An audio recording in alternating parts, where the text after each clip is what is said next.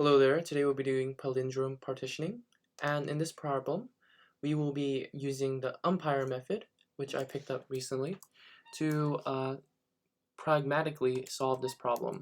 So umpire means to use, to understand, M means to match, P means to plan, I means to implement,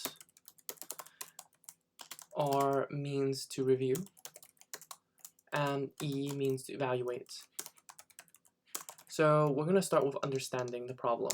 So to understand the problem, we just need to make observations and look at what we're trying to do.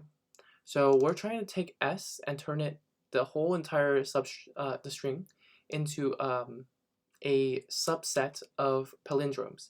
So we need a palindrome function to make sure that each item is a palindrome. So a simple way to do that is to make sure from the middle point going outward, then the next point is, well, a palindrome is equal. That works both for two items and a single item. So that is one thing we need. We need to, well, we made an observation. Let's make a plan for that. Create function for is palindrome.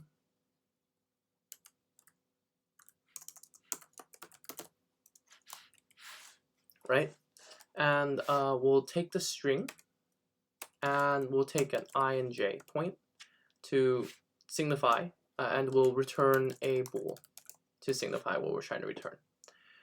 Okay, so the next thing we need to do is look at this and look at what we're trying to return. So we want to, well, start at this particular point and add all of these up. Then when we go back, we can remove each item and take two items to get double A, and then take B. That way, we can try to get every possible outcome using a backtrack. So we made a match called backtracking. And the reason why we tried to do backtrack is not just because this was a backtracking problem, but the reason why we chose backtracking is that we're doing a subset and we're trying to get all the possibilities of how we can break up the string. So we want to be able to generate a particular subset and remove items from the subset and try other possibilities. So we're going to do a backtracking pattern. So a second thing we're going to do is create function for backtrack, where we take an in and I, and what we're going to do with this function is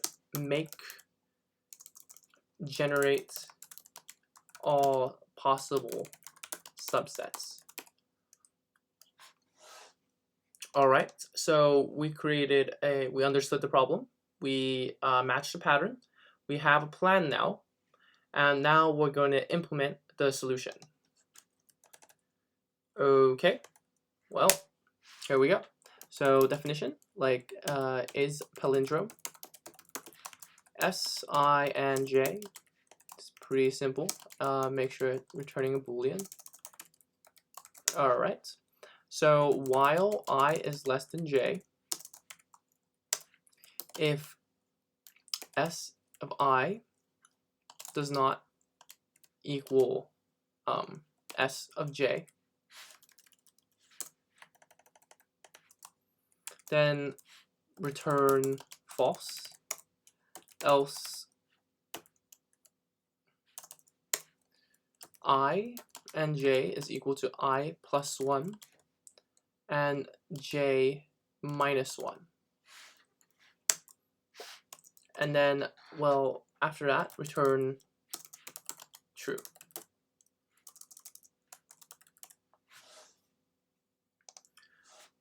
So in this implementation of palindrome, we are going to take the I and j and see if those two match, and until they're no longer matching. So example is I and J here, and we will move these to the center until they cross or no longer match.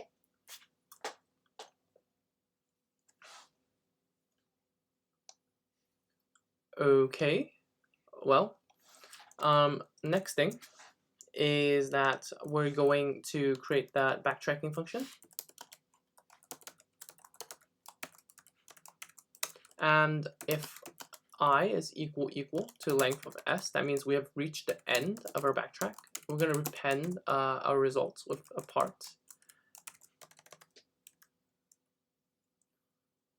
or a subset. I think that's the best word. And we're going to return. We're going to start at every single point.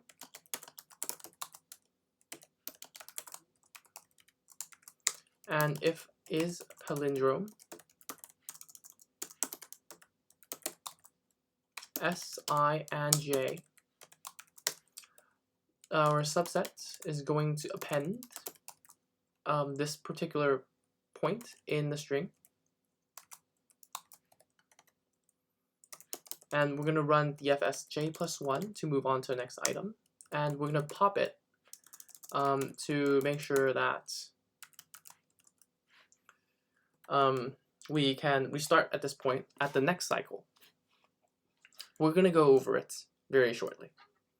Okay, so with that, we just need to create a result and a subset array, and we're ready to submit this.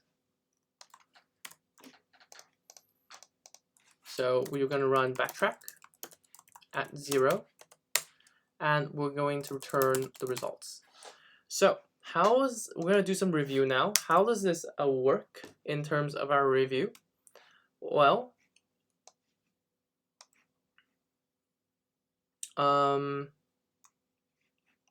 let's get some more space so that we can see. Okay, so to review, a review is to make sure that this works properly, and that means we're going to try our input of s equals AAB. So with that, let's start.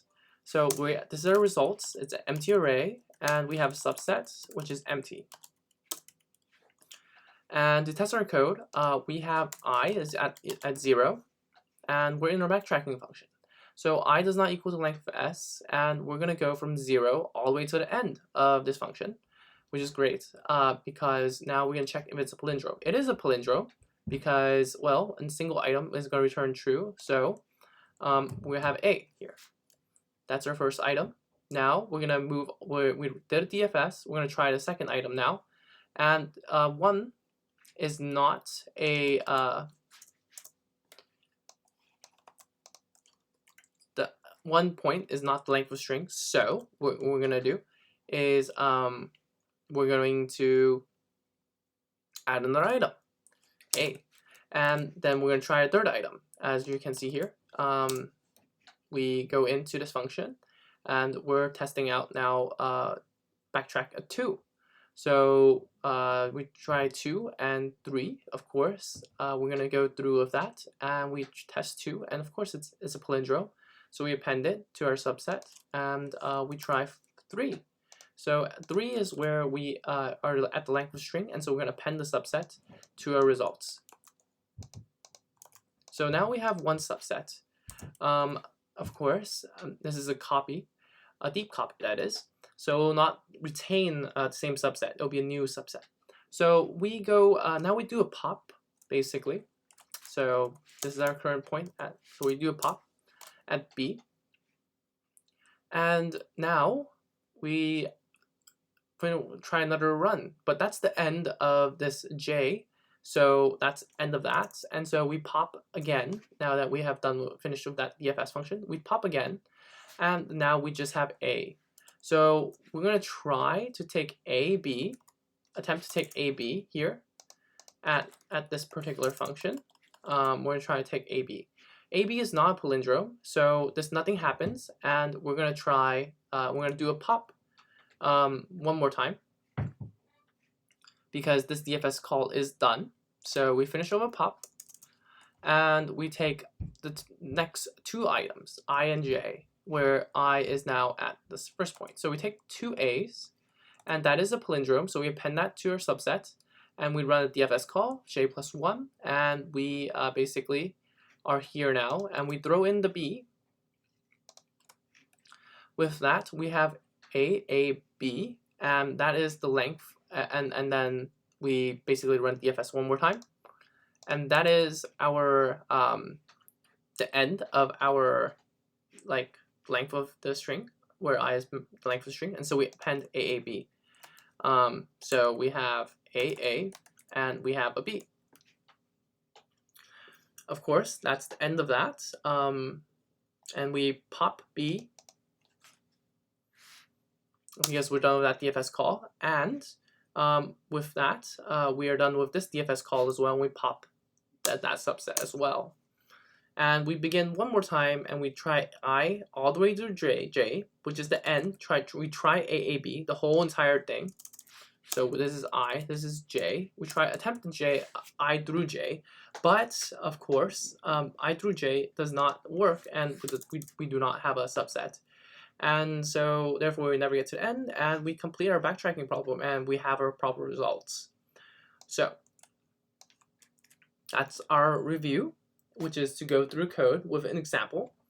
Let's run the code. Of course, this is not DFS, this is backtrack.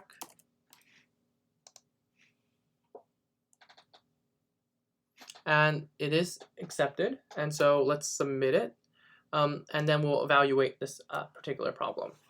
So it looks like the umpire method is slowing things down a little bit, but we're getting pretty good results. So now that we're done with our review and we have our answer, let's evaluate the O of n time of this function. Well, because of the fact that we're going to take or not take an item at each particular slot, it's going to be 2 to the n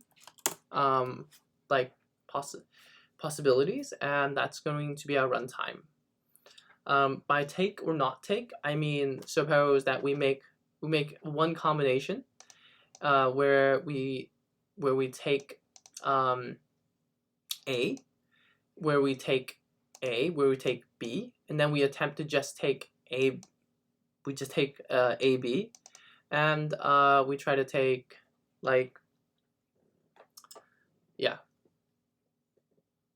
and AAB. So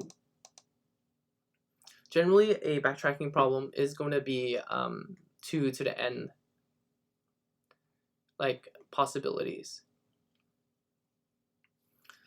And so with that, I think we have completed this problem. If you enjoyed this video, like and subscribe. Want more videos, check the link in the description below. And if you have any questions, please comment.